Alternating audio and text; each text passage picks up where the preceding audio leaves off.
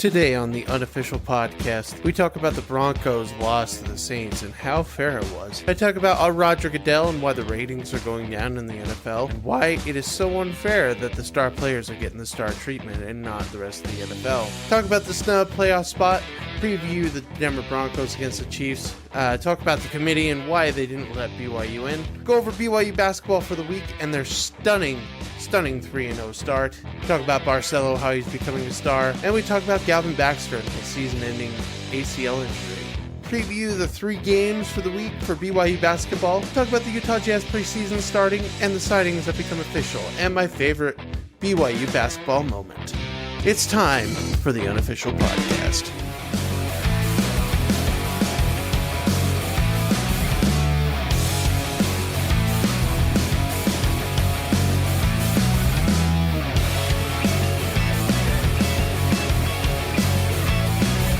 Welcome, one and all, to the 6th episode. Yeah, it's the 6th episode of this Unofficial Podcast. I'm your host, Alan Smith. And if I sound out of it, there's some topics that I don't want to talk about today. There's also just the fact that my son did not sleep for the 4 days we had him. I'm tired, man. It's been a process with him, but that's okay. He's 10 months old, so I mean it's not a big deal. I'm sure he appreciates that I help him out in that way when he's trying to go to bed, even though he can't tell me. I'm gonna move this around. Hold on a sec. Wasn't super prepared, so I apologize for that. We got some unfair stuff to talk about. We got some Broncos talk about. We got some Roger Goodell to talk about. We got some previews of Broncos Chiefs to talk about. We got the playoff snub BYU experienced talk about. We got some BYU basketball, some good things. BYU basketball going 3-0 this week. We got some Jazz preseason starting. What else we got to talk about today? Oh, we got 3 games on, including one tomorrow for BYU. We got the extensions becoming official. And we got the question of the week, which is my favorite BYU basketball moment. So there wasn't like a ton to talk about this week. So, I mean, this might be a shorter podcast than I've done previous weeks, but it is what it is. So the Broncos went, into their game on Sunday without a quarterback. There were reports that Jeff Driscoll tested positive for coronavirus. Well, and I'm not going to put the league on this, but I'm going to get to stuff in a minute. Because they weren't wearing their masks around somebody with coronavirus. All quarterbacks were ineligible for this game, so they activated a wide receiver. And look, I'm going to say one thing. It was a sucky game to watch, but I've never been more proud of a Broncos team since they won the Super Bowl. To go out there, you knew you were going to go into a slaughter, and you gave it your all. 31-3, it could have been worse. Broncos didn't have a quarterback. I'm not reading the stats on it today because you know what? It's ridiculous how it all went down, because I've got plenty to talk about on this subject. This is why I created the podcast, folks. Not necessarily for your entertainment, but it's to help me to vent, because people hate it when I vent about stuff at home. So it's like, whatever. I'm going to make this podcast. I'm going to talk about it to people. I want people to hear why I'm frustrated. Makes me feel better. I don't know why. So we've got a game tonight and tomorrow night, right? There was supposed to be this game tomorrow night was supposed to be played Thursday, but guess what? Lamar Jackson and a whole bunch of teammates were around each other. Hey, Mr. Goodell, guess what they were doing? Oh, were they wearing their masks? No, they weren't wearing their masks. And look, I get it. I understand fully. They were in an NFL facility in practice. I don't care. You really think I care that they were in a place. So every time I hear that, nerd, you're a nerd. Stop. I don't care if technically they were in an NFL facility, so they should have been wearing their masks. In this whole day and age, if you're around people you're not normally around, you should wear your mask. It shouldn't be a double standard just because you're at practice. My father-in-law brought it up. I don't think this is right, though. For him to say, well, people, they're not going to wear them in practice. No, they're supposed to. I understand that. Why aren't you punishing the Ravens? Huh? Because they have Lamar Jackson? Dude, I don't care if you're trying to make money, NFL. That is such BS. What you pulled this weekend.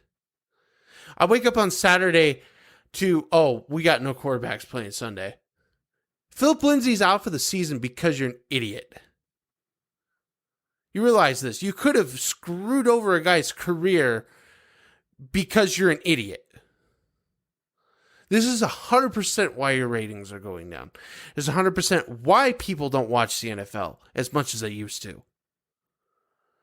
You are messing up the people that don't have stars in the NFL, which it's easier to get than the NBA. And I'm telling you what, you won't just get a little calm rant like I'm doing now if the NBA pulls this crap. I'm serious. Adam Silver, you pull this, I will be pissed. Like, I will come uneffing glued. I don't care what you're supposed to do to make money. Do it professionally and the right way and fairly. If you're not going to do that, cancel both games. I really wish, and there's no way it was going to happen, but I wish what they would do is go, you know what? We're going to make yesterday a no contest and you'll play week 18. But they're not going to do that. They're not going to do that. Now Denver has to win out, which they won't do, to even have a chance to make the playoffs. Not even like make it, but to even have a chance. With how Denver's defense played yesterday, they had a shot to win that game if they had Drew Lock playing. But no. The corrupt, stupid idiots in the NFL decided, you know what? We're done. We're just not gonna. We're just gonna cater to the star player. It bugs me more than anything else in this entire world when it comes to sports that these leagues just give in to their star player. It's ridiculous. That's why I think I like college sports almost better than professional sports, because they don't cater. Well, we'll talk about that, but they don't cater to the star player. Look, BYU's 9-0 and 3-0 in basketball. Yeah, we've seen two BYU sports play 12 games and they're undefeated. Nobody's playing favorites there. BYU had 18 people out. Oh, all right, we'll just postpone the game. And that's what they're doing with other colleges. So what? So NFL. So them being around their families and all that, you're not going to punish them? Like being around people that they're not normally around. This is how it works. That you're not normally around. They get coronavirus and they get a slap on the wrist. What about the freaking BS the Titans had? There's no real stars on that team. I get Derrick Henry, but Tannehill ain't no star. Come on now. They're just a good team. So you're going to make it fair, kind of, for the playoff teams, but not fair for the not playoff teams. But here's the thing. If somebody's chasing New Orleans, aren't you pissed that the Broncos didn't have starters yesterday? Because there could have been a chance that they took a loss at the end of the season and your team move up. Let's say you're a Green Bay fan. Are you not mad? The NFL said, nah, but we'll play this other game on Thursday on Tuesday. So Lamar can get better, even though he's not playing. For us to find like a starter, to find a quarterback that could throw the ball? Like, are you kidding me? I'm done talking about that. This is ridiculous, man. The corrupt people that are the head of the league offices in some of these professional sports leagues bother the crap out of me sometimes. They're idiots. You know, I'm not going to say they're not educated. They probably are. So they know how to do these crappy business practices, but, you know, they're idiots. That's all I'm going to say. That's the final verdict. They're dumb. So whatever. I'm not going to talk about it anymore. It's a waste of my time because they're not going to listen to this podcast. They're not going to listen to me. They'll just keep doing it, and it's sad. So we've got the Chiefs coming into town to Denver. I think Drew Lock and them will be able to play, so it'll be a much closer game than the New Orleans Saints Denver Bronco game. Denver can beat them. They got to keep up with their scoring. I just don't look. The defense is great for Denver, but I don't think they can keep up. I didn't write really any keys. I think Denver just has to keep it close and keep up with them. And the Chiefs, just keep doing what you're doing. You took on one of the best defenses last week, and you played really well, so just keep doing what you're doing. I mean, Mahomes threw for over 400 yards last game, or yesterday. He was insane. I don't care. Like, if there's a Bronco fan listening, I don't care what you say. Patrick Mahomes is amazing. Like, I used to hate the guy too, but I don't think you can hate him. He's not like Tom Brady, where he's not like a guy you don't want to root for. You know what I mean? He's a guy you want to root for. You know, he works hard and he's just talented. You know, there's nothing wrong with that. And Tom Brady got pretty lucky too. So, I mean, you can't really get mad at either of them. But still, I'm just saying, like, Patrick Mahomes, yeah, he's great. I like him. I like the guy. He's really good. It was kind of a cool show to watch yesterday, even though Denver will probably never win a championship for 10 years. But that's okay. No big deal. I can wait 10 years. No worries. But yeah, I think Denver, if they're going to win, I'm going to predict a 35-31 win. They're going to have to keep up in scoring. They're going to have to score a lot. No field goals. You cannot have field goals against the Chiefs and win. If you can force them to one field goal, there you go. That's how you're going to win the game. So, but, you know, I'm not expecting too much. I hope they just come out and play hard like they did. Like I said, I'm proud of this team because they went out and even tried against in a game where there was no way they were going to win. You know, but then you go up against the Chiefs and you're like, you know what? We beat the Dolphins. We played okay against New Orleans. Let's go beat them. You know, I think the confidence could still be there, especially if you have Drew Lock there. But I'm not going to hold my breath on that. Tuesday, the day after the podcast, I would really wish I should do this in the middle of the week, but I think Monday is just the perfect day to do it. BYU got in the college football rankings for the playoff spots. For the first time in program history, and got snubbed. They got 14th. Look, people have sat there on Facebook that I'm listening to, and they're like, well, the real reason is because so-and-so, these players didn't play. They weren't at full strength, so the committee doesn't look. Listen, no. I don't like ESPN, but every single analyst, they're the expert. They're right most of the time. I can admit it. They're right a lot of the times. Except when they don't talk about the other team. You know, obviously, if you got a star player on both teams, talk about them. But, you know, they don't do it. That's the complaint I have about ESPN. But all the analysts, including what's his name? Desmond Howard. He said it was asinine, and I think it is too, that you say you've watched the games, but you deny BYU a playoff spot? How can you not watch this team and say, oh, they're in, they're locked, they're in? such BS, man. Like, I'm so sick of, again, the corruption with these leagues, dude. Like, why is it that we let these, like, certain people be the commissioners, and we let these certain people be the people that picks who's in the playoff? Why do we do that? Ugh, my throat, sorry. But why do we do that? You know what I'm saying? Like, what point can we just go up and say, enough is enough? You guys don't do this fairly. Let's do it a different way. Never, because there's a system in place and there's nothing that can happen, because under the NCAA, that's what they want.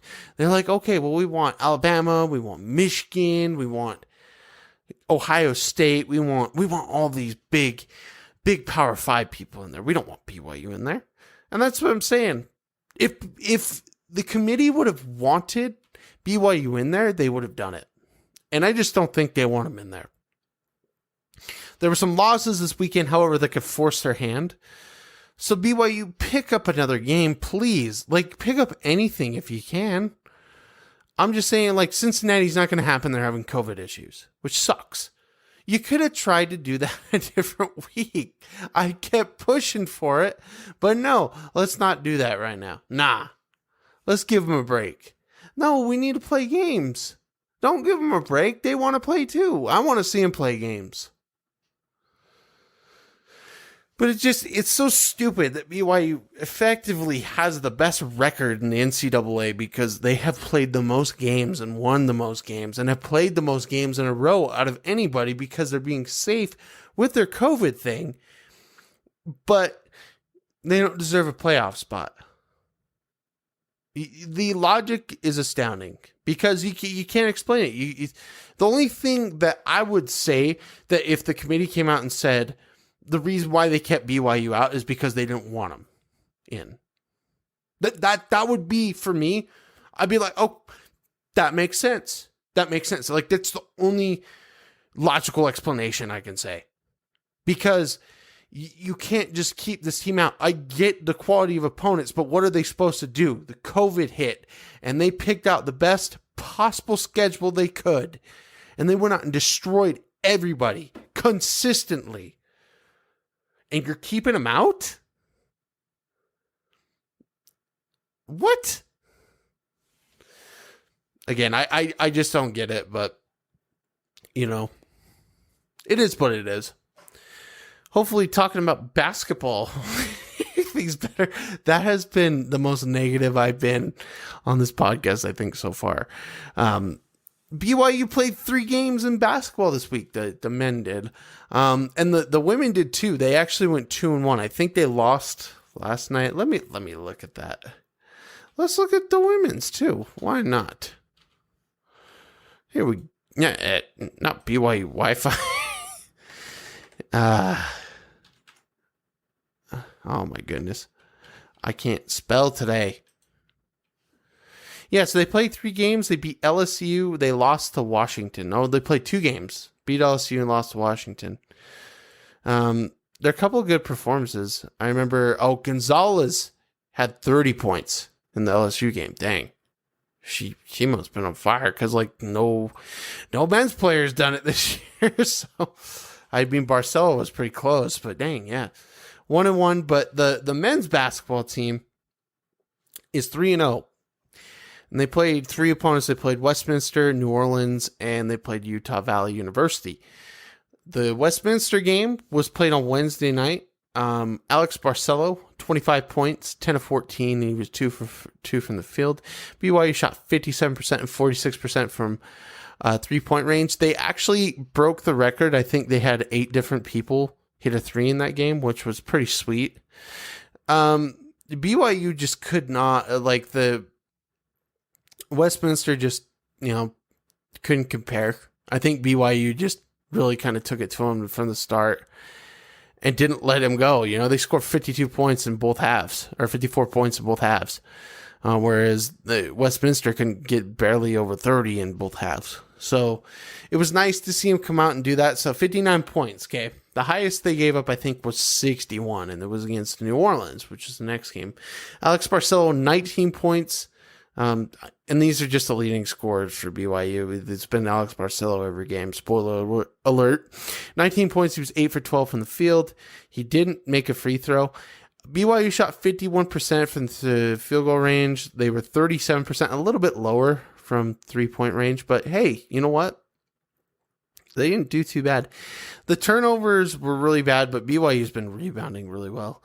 They rebounded 43, and then they rebounded 54 the next. And I think it's because of the height that they had, which was really, really sweet. If you look, there's a game flow on ESPN. It was kind of close for a minute, and then all of a sudden, BYU just skyrocketed and ran away with it. 86-61, the final score. It's pretty sweet on Thanksgiving night. Really good way to end Thanksgiving. Like, we watched the friggin' Dallas game, and that game was weird. So then BYU gets a little test against Utah Valley. However, it was close for a minute in the first. They kind of imposed their will, and then BYU just came back and just stormed and did really well. Now, Alex Barcelo kind of struggled in the first part of the game. I think he missed his first 5 shots. And he makes his last 7. The guy is insane. He had 20 points. He was 7 of 12. One for 2 from free throws. BYU did end up shooting 44% from 3 and 52% field goal percentage.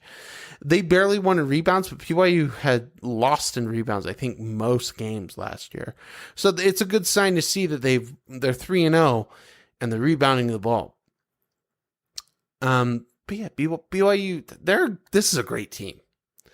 I argue they're close to, if not better, than last year's team. Last year's team was really, really good. And, you could see that they were going to make the NCAA tournament. It's just things didn't go their way with the COVID and everything. Which case, that's another topic for another day. But, why were we so afraid of it and now we're not? Doesn't make sense to me. I just don't understand what happened 8 months ago till now. But whatever. I'm not gonna argue it. It's just, if we would have been like this 8 months ago, they would have played the freaking tournament. And in my opinion, they should have played the tournament. But whatever. It's water under the bridge now. And then finally, we've got a couple of news things here. Well, let's just talk about Barcelo. Man, unexpected. He is so good. He's one of the best shooters I've seen play for BYU so far. I mean, purely just coming in, BYU really needed him. And then Barcelo hits his last 5 threes in his last 7 shots.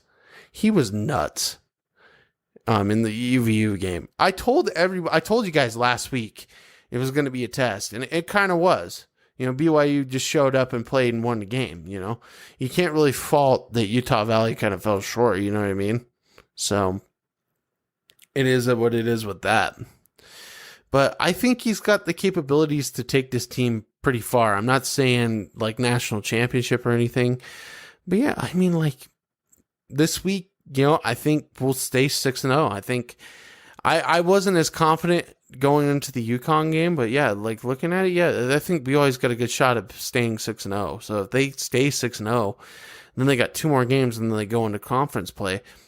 BYU's going to have a fantastic season. Now, whether or not they go undefeated is going to be the real question. I don't think it will, but I think they'll have a better chance against St. Mary's. I think they'll have a better chance against Gonzaga when they have. But if BYU can win these next 3 games, like I mentioned, that I'm going to talk about in a minute, they're probably going to be top 25 by the time we get to conference play, and they'll be second in the league because obviously Gonzaga is number 1 right now in the country. But yeah, and that's, again, there's so many things I'm thinking of, but it's the opinion could come another day. I don't understand why they're number 1 every year. It's kind of weird to me, but injuries that came this week, Galvin Baxter, season-ending ACL injury. I heard about his story when watching the game. He tried to... Basically, he played the last 7 games last year and tried to help BYU with that run, which was unfortunately cut short. And then game 2 of the season, he's out. You feel so bad for the guy because I felt bad for the entire team last season because last season, you beat Gonzaga. You're probably going to now go to NCAA tournament, which this team didn't do, ever. And then all of a sudden, it's taken away from you. It's just so sad that we've got these players now that, either they've didn't make it to the tournament or like they tried to make it to the tournament, but things happened to end it early, and then they are trying again to get back to that point, and he gets hurt. It's just unfortunate. It's just the weirdness of the year, I think, as well.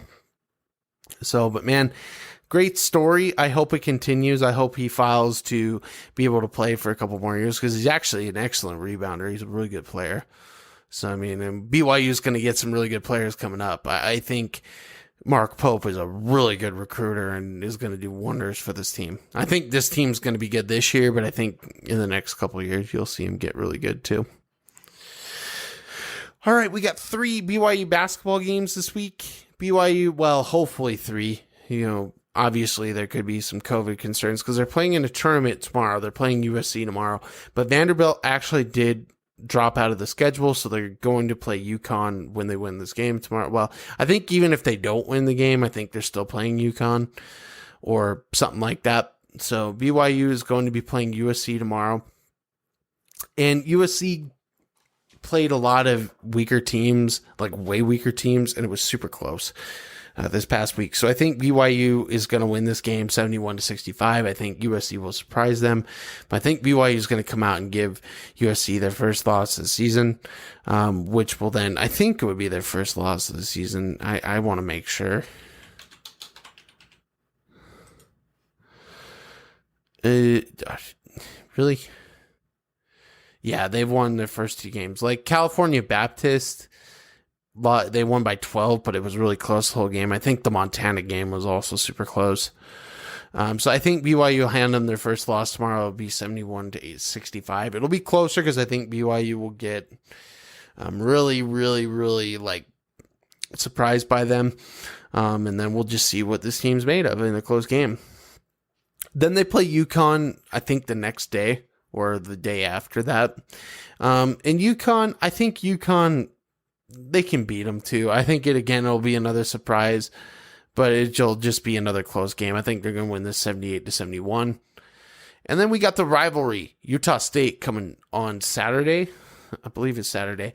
The game tomorrow is at 12:30, but I don't have when these other games are at this moment because they're TBA. So, yeah, so we got, Utah. We got St. John's first. I wonder why that got moved up. Okay, hang on. Why did St. John's get moved up? Okay, so hang on.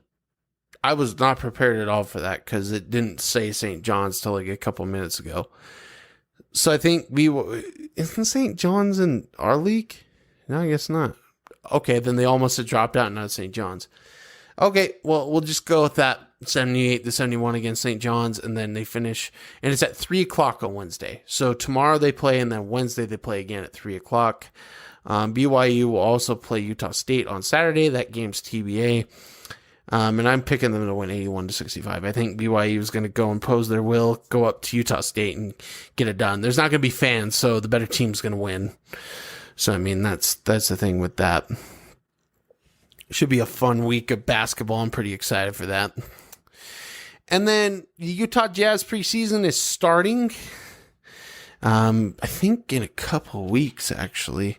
Let's look at the preseason schedule for the Utah Jazz, because we've got two playing like the same time here. So, I don't want the 2020 schedule. Jeez, hold on a second. Yeah, Utah Jazz preseason. Okay. So we've announced the preseason. So they're playing the Suns twice. They're playing the Suns on December 12th and December 14th, and then finish at the Staples Center at on the 17th. The Phoenix Suns games are both here on the 12th and the 14th, and they're going to be at 7 o'clock. And then you've got another 8 o'clock against the Clippers in the Staples Center. The league is doing 49 preseason games from December 11th to December 19th. And then 3 days later, we head into the season. So it's literally just preseason, then we're going to move into the regular season. So I don't know when they'll announce that. I think the 72 game season will come up pretty soon. They haven't announced it yet, but we'll see what comes up on that. But yeah, preseason coming up. Also, the signings became official. Derek Favors, Jordan Clarkson, and Donovan Mitchell all signed their contracts, ready to get back at it. Training camp begins this week, so hopefully we see some good out of the Jazz. A lot of positive things, because there's an interview with Donovan Mitchell. I recommend you all go check it out. It's on I think the Zone Sports Network or something like that. They have his interview, because I think the radio people interviewed him or something. I recommend you go check it out, because it is a really good interview, and it's very positive, and I think it's going to show things to come for the Utah Jazz this season. So we'll just have to see what happens. But yeah, pretty exciting stuff. I told you it was going to be a short one. This is the last thing I'm going to be talking about for today. Is my favorite BYU basketball moment. Now, there's been a lot, right? Jimmer Fredette doing things he's doing in the NCAA tournament games. I think there was a couple times he played, and he was just insane, and it was BYU upset a couple people. I think the 25-point comeback in the NCAA tournament. I think of, God, there's so many, the couple buzzer beaters here and there. The one for me that takes the cake is last year's last game of the regular season. It was BYU against Gonzaga. Gonzaga was number one. It really propelled BYU to, what the season could have been, what it should have been, but ultimately wasn't, where they could have actually been in the NCAA tournament and, won some games possibly there. Maybe even gotten to the Final Four, maybe national championship. People were saying if BYU would have got there would have been a really good chance they would have done really well in the NCAA tournament. They were going to be a projected 6th seed. But we can't change that. We can look at the past of stuff that BYU's done and accomplished. And my goodness, I've never seen BYU beat a number one team on their home floor. They have beat Gonzaga. Number 3, I've seen them beat them number 1 twice. Because the thing about it is, I think BYU is a lot better than people give them credit for. And they went out that game and it was dominating. It was the craziest thing, because most of the BYU Gonzaga games that BYU wins are very close. But this one, nah. BYU handled them so well. And it was just one of those magical games that you'll remember. I'll be able to tell my son about that. Yeah, I remember when BYU beat number 1 ranked Gonzaga. It sucked that they didn't get to finish that year, but they beat them. They beat them in Provo, and it was amazing. I was thinking about going to that game. I'm very fortunate I didn't go, because the few people had COVID there, so it was just right when COVID hit. And, but man, just watching that game and just seeing how well BYU prepared, you just got this sense of hope now for this program, because you could see now that this coach that they got, Mark Pope, is getting the teams he's coaching prepared. And he got them really prepared to play that game. And BYU really went out of their way to dominate the game. They didn't play that well. Gonzaga didn't. BYU, I think, out-rebounded them. I think they outshot them too. 91-78. It was close for a minute, but BYU really imposed their will, right into the final parts of the game in the second half. And I just couldn't. When I watched that game, I couldn't believe they did it. And I'm like, wow, maybe they do lose in the WCC tournament, but I can't really blame him too much for that, but man, like, it was incredible, and I thought this season was going to be amazing to see him in the NCAA tournament. That is by far the only disappointing thing, but I'll remember where I was at when BYU did beat Gonzaga. It was great. February 2020 was a great month. BYU, the Jazz were on like a 10-game win streak. I even got to watch him play a game on my birthday last season. My son was born on the 4th of February. BYU beats Gonzaga. It was a great month.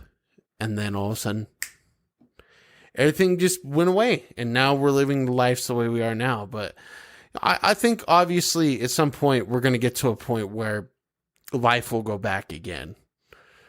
But it was just cool in that moment in time to see a BYU team accomplish something like that and do it in front of their home fans. Anyway, that's it for this week. Thank you so much for tuning in. I hope I wasn't too negative with the first half of this podcast. I told you it was a pretty short week. There wasn't too much that went on. I was going to mention, you're listening to a division winner of his fantasy. So yeah, in fantasy football, I won my division over the weekend. So that was a good thing, even though Melvin Gordon didn't give me very many points. But yeah, I won the division. And now I got a chance to go for second place going into the playoffs. So it's cool. It's cool, man. Okay, that's the final thing. Anyway, thank you all for tuning in, and I'll see you next week. Hopefully with some good news about BYU football and some basketball stuff with BYU. And then we're going to go into the preseason soon. And I got to get the live stuff ready because we're going to be pretty soon into the NBA season. So anyway, take care, guys. Have a good Monday. Have a good week. Enjoy all the games. And I'll see you back next week. See ya.